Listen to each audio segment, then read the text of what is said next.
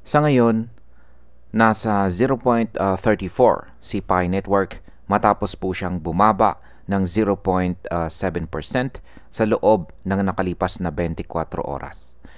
Yan, sa nakalipas po na 24 oras na ito, gumalaw po si Pi sa price range na 0.342 hanggang 0.3467 na nagpapakita po ng stable pero limitado lamang na galaw. Ang market cap po ay nasa $2.76 billion habang ang fully diluted valuation naman nito ay nasa $4.25 billion. Sa trading naman, pumalo po sa $30.69 million ang volume sa loob lamang ng isang araw. Ang mababang pagbabago po ng presyo ay indikasyon na marami pang traders ang naghihintay ng malinaw na balita bago po sila magdesisyon kung bibili or magbebenta. Kaya yan po ang siyang ating pag-uusapan sa video na ito. Pero bago po tayo magpatuloy ay pakibasa na lamang po muna ang disclaimer dito po sa ibaba ng ating screen. Yan, ano nga ba ang papel ni Pi Network? Yan, sa token 2049. Ayan, sa nalalapit na October 1 to 2, 2025, gaganapin po ang Token 2049 sa Singapore at dito po magsasalita si Dr. Ching Zhao Fan. Siya po ang co-founder ng Pi Network. Bukod dito, gold sponsor din si Pi Network sa event na ito. Ang kanyang presentation ay nakatutok po sa real utility ng blockchain, pagtalakay po sa Web3 challenges, at pagbigay ng posibleng solusyon para mapabilis ang adoption. Sa market impact, dahil malaki po ang exposure na makukuha ni Pi sa event na ito, posibleng magdulot ito ng short-term price pump dahil sa hype at excitement ng community. Ngayon ay bakit nga ba mahalaga ito para sa Pi community?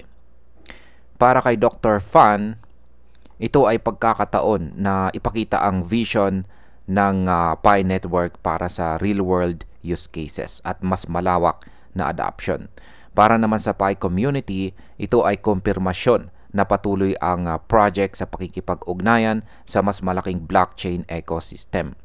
Ayon po sa isang pioneer, ang event na ito ay posibleng magdala ng update sa roadmap at mas malinaw na direksyon para kay Pi sa susunod na mga taon. Kaya sa market impact, posibleng makakuha po ng dagdag na tiwala ang mga investors kung makapagbigay ng malinaw na progress report itong si Dr. Fan na maaring magtulak pataas sa presyo.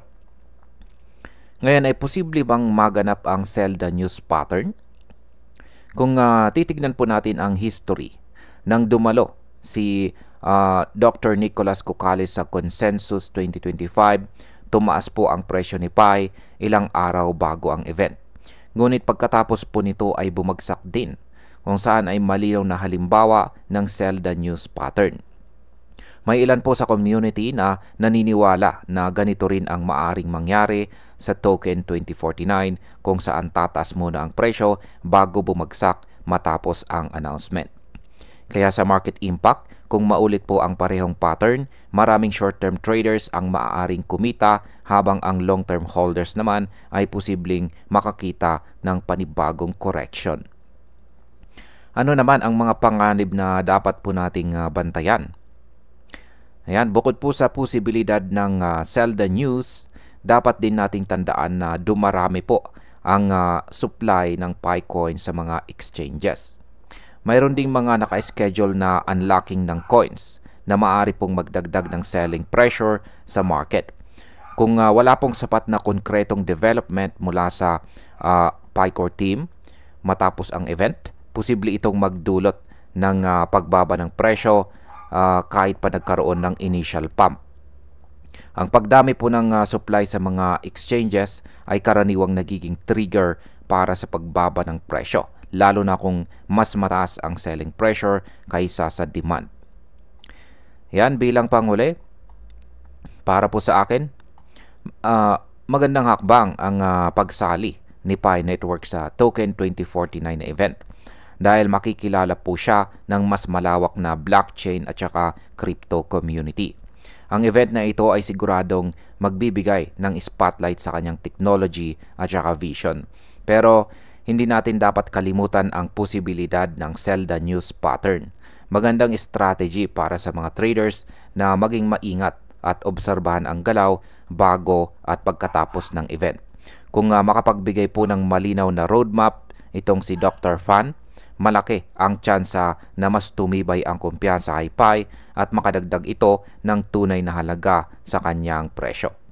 At ayan, hanggang dito na lamang po tayo sa video na ito mga ka-crypto. Marami pong salamat sa panonood. Ingat po tayo lagi at God bless po sa ating lahat.